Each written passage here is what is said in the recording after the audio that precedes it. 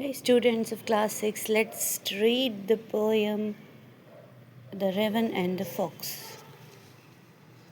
Okay, let us do these activities before you read. We know that frogs croak. Did you know that ravens also croak?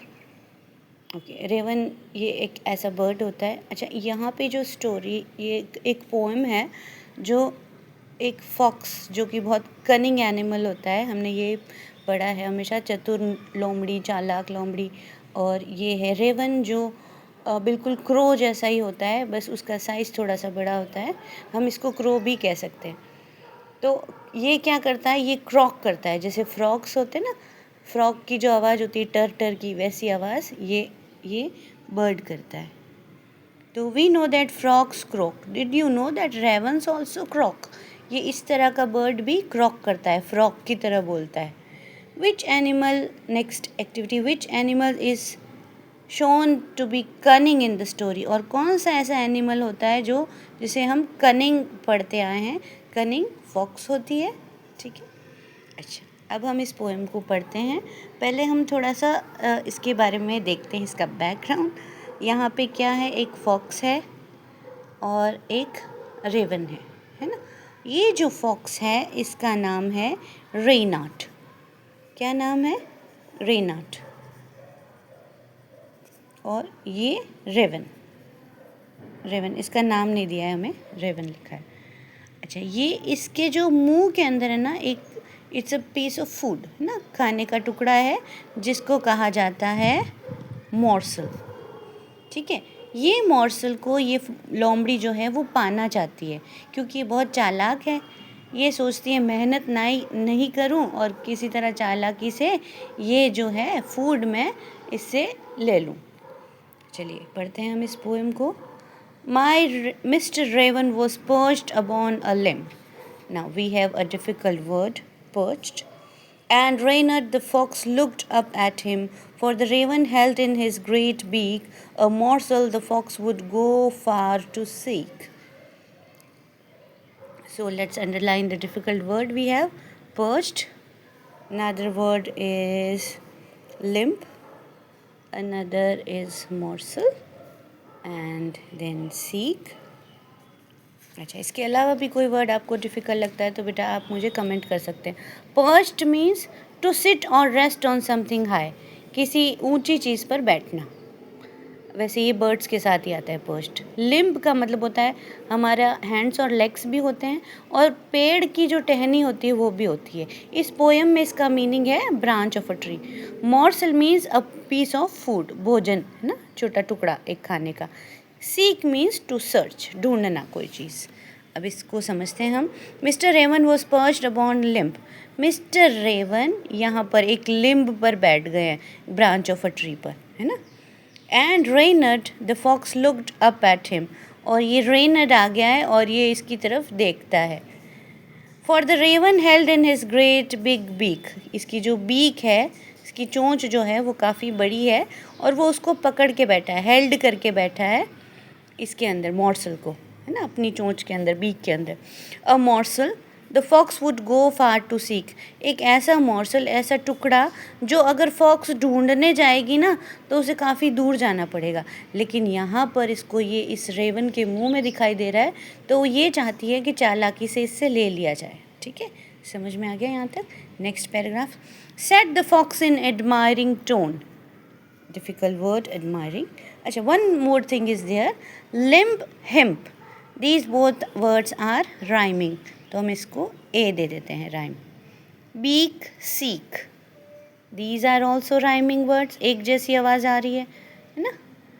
Okay, ये rhyming words भी हम निकालते जाएंगे इस poem में. Set the fox in admiring tone. तारीफ़ करते हुए फॉक्स कहती है माई वर्ड. यहाँ पे माई वर्ड का मतलब है ओ माई गॉड, मतलब बड़ा ऐसे खुश होके इसकी तारीफ़ कर रही है. अब ये क्या करती है बेटा, ये इसकी झूठी तारीफ़ करती है ना. तो झूठी तारीफ़ कैसे करती है इसकी? My word, oh my god, sir raven, respect दे रही है ना. Sir raven, you are handsome bird. आप तो बहुत हैंडसम हो, इतने सुंदर हो आप. जबकि ये सुंदर नहीं है, रियलिटी यही है. सच फेदर्स, कितने सुंदर पंख हैं आपके, क्या फेदर्स है. If you would only sing, काश कि तुम बस गाते मेरे सामने। If you would only sing the birds of these woods would call you king, अगर तुम गाना गा दो ना एक बार, तो यहाँ पे जितने भी बर्ड्स हैं ना वो सब तुम्हें किंग कहेंगे। ठीक है। एडमायरिंग का मतलब क्या होता है? The difficult word we have, admiring means to appreciate, तारीफ़ करना। एंड द वर्ड वुड्स, अच्छा वुड का मतलब हमें पता है लकड़ी होता है, लेकिन जब हम इसको वुड्स बना देते हैं तो ये क्या बन जाता है? ये एक अनदर नाउन बन जाता है जिसका मतलब होता है फॉरेस्ट। ठीक है, छोटा जंगल। तो सच फेदर्स, इतने सुंदर पंख है तुम्हारे। इफ़ यू वुड ओनली सिंग, अगर तुम गाना गाओगे तो यहाँ पे जितने भी बर्ड्स हैं ना वो सब तुम्हें राजा मान लेंगे, क्योंकि तुम इतने सुंदर हो, इतने सुंदर तुम्हारे पंख है। ऐसे तारीफ़ करती है, झूठी तारीफ़ करती है। ठीक है, अंडरस्टूड? समझ में आ गया यहाँ तक? चलें आगे। My word bird, another rhyming word. Word bird, तो हम इसको राइम सी दे देते हैं, स्मॉल सी। Such feathers, if sing king, sing king, limp, अच्छा सिंग किंग, ING साउंड आ रहा है ना, डी, ये राइमिंग वर्ड डी हो गया है। Okay, now moving to the raven, how did, who did not see the joke, forget that his voice was just a croak. He opened his beak in his foolish pride, and down fell the morsel the fox had eyed. Next. अच्छा, अब इसको समझते हैं। जब Raven की तारीफ़ की ना फॉक्स ने, तो क्या किया उसने? Who did not see the joke, उसको पता नहीं चला कि वो जोक कर रही है, उसका मजाक उड़ा रही है असल में। Forget that his voice was just a croak, वो भूल गया कि उसकी तो आवाज़ मेंढक जैसी है ना, मेंढक की तरह बोलता है वो, ये भूल गया Raven. He opened his beak, now he यहाँ पे किसके लिए आया है?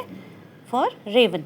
He opened his beak, उसने अपनी चोंच को खोला, क्योंकि बहुत एकदम से उसको पावर्स फील हुई ना जब उसकी तारीफ़ हुई, तो उसने अपनी चोंच को खोला। In his foolish pride, अपने foolish pride मतलब, प्राइड का मतलब होता है घमंड, ठीक है, और फूलिश प्राइड मतलब बेवकूफ़ी भरा घमंड। बेवकूफ़ी भरा ही घमंड हुआ क्योंकि उसको अपने ऊपर घमंड होने लगे अपनी तारीफ़ सुन के। He opened his beak in his foolish pride and down fell the morsel. जैसे उसने मुंह खोला गाना गाने के लिए, down fell the morsel, खाने का टुकड़ा नीचे गिर गया। The fox had eyed, जिसके ऊपर आंखें टिकी हुई थी फॉक्स की। फॉक्स है ना, उसी को देख रहा था, उस मोर्सल को ही। पता चल गया क्या हुआ? राइमिंग वर्ड देखें यहाँ पे, joke, crook, pride, eyed. Ha ha, laughed the fox, and now you know. Ignore sweet words that make you glow. Pride, my friend, is rather unwise. I'm sure this teaching is quite a surprise. Now यहाँ पर जो है moral मिल जाता है हमें इस poem का। हा, अब जैसे ही मॉर्सल गिर गया मुंह से, है ना, बेवकूफ़ी वाली अपने फूलिश प्राइड की वजह से, he opened his beak and his morsel fell down. हा, फॉक्स को मज़ा आ गया, उसने झट से वो मॉर्सल उठा लिया and she ate it. And now you know, अब तुम्हें पता है। Ignore sweet words that make you glow, no glow, rhyming words nadir. अच्छा, अब तुम्हें पता है, उन वर्ड्स को इग्नोर करो, दैट मेक यू ग्लो, जो आपको ग्लो करने, जो ग्लो करवा देते हैं। मतलब क्या है? जब आपको कोई ऐसे वर्ड्स कहे कि आप खुश हो जाओ, एकदम चेहरा खिल जाए, आपका ग्लो करे, चमकने लगे चेहरा, मतलब ये कब होता है? जब हमारी तारीफ़ होती है ना। तो ऐसे वर्ड्स जब आपको पता हो कि कोई आपकी झूठी तारीफ़ कर रहा है, क्योंकि आप असलियत जानते हो, है ना, अपने बारे में, तो उन वर्ड्स को आपने इग्नोर करना है। प्राइड माई, अच्छा अब यहाँ इस पोएम के जो पोइट है जॉन डेला फाउंटेन, जॉन डेला फाउंटेन, ये कहना चाह रहे हैं जॉन डेला फाउंटेन कि pride my friend is rather unwise. इसका मतलब है फालतू जब हमें अपने ऊपर घमंड हो जाता है, जब हमारे अंदर कोई एबिलिटी नहीं होती है, तो वो अनवाइज है। अनवाइज मतलब वाइज का अपोजिट हो गया, अनवाइज बेवकूफ़ी है। वाइज मतलब बुद्धिमानी वाला काम, अनवाइज मतलब बेवकूफ़ी वाला काम। प्राइड माय डियर फ्रेंड, जो घमंड होता है हमारे अंदर, वो अनवाइज है, बेवकूफ़ी है। हमें घमंड नहीं करना चाहिए। और जब हम असलियत जानते हैं कि हम कैसे हैं तो फिर तो बिल्कुल करना ही नहीं चाहिए जब हमारी कोई झूठी तारीफ़ करे।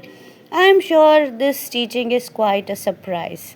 मुझे पता है कि ये शिक्षा, ये जो इसने दी है हमें, जैन डे ला फाउंटेन ने, ये आपके लिए अभी सरप्राइज्ड है। पहली बार आपने ये चीज़ सुनी होगी। I am sure this teaching is quite a surprise. लेकिन इस कहानी को, इस पोम में जो कहानी थी उसको सुनने के बाद ये कोई सरप्राइज़ नहीं लगेगा आपको, ठीक है। तो क्या सीखने को मिला हमें इस पोएम से कि जो हमें फूलिश प्राइड बना देता है, हमें बेवकूफ़ी से अपने ऊपर घमंड करवा देता है, वो जो चीज़ है वो बहुत ज़्यादा खतरनाक होती है। Okay children, don't forget to like and subscribe.